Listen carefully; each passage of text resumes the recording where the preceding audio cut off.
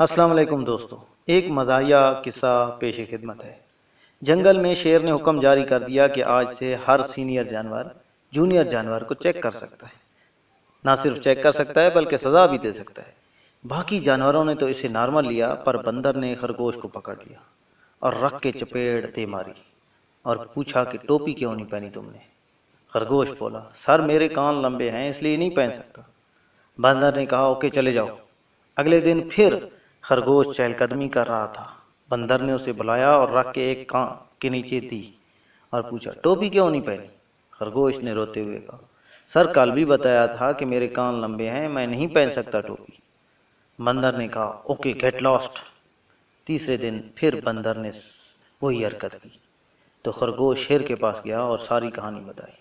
شیر نے بندر کو بلایا اور کہا کہ ایسے تھوڑی چیک کرتے ہیں، اور بھی 100 طریقے ہیں۔ جیسے تم خرگوش کو بلاؤ اور کہو جاؤ سموسے لاؤ، اگر وہ سموسے لائے تو پھڑکا دو چپیڑ اور کہو چٹنی کیوں نہیں لائے۔ فرض کرو اگر وہ دہی والی چٹنی لے آئے تو لگاؤ چپیڑ اور کہو آلو بخارے والی کیوں نہیں لے کے آئے، اور اگر وہ آلو بخارے والی لے کے آئے تو ٹکا سا جواب دے دینا کہ دہی والی کیوں نہیں لے کے آئے۔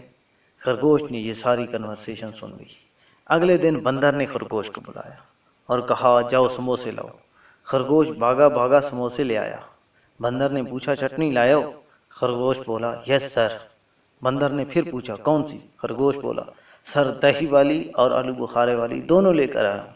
بندر نے رکھ کے ایک چپیڑ ماری اور پوچھا تو اے دس ٹوپی کیوں نہیں پائی؟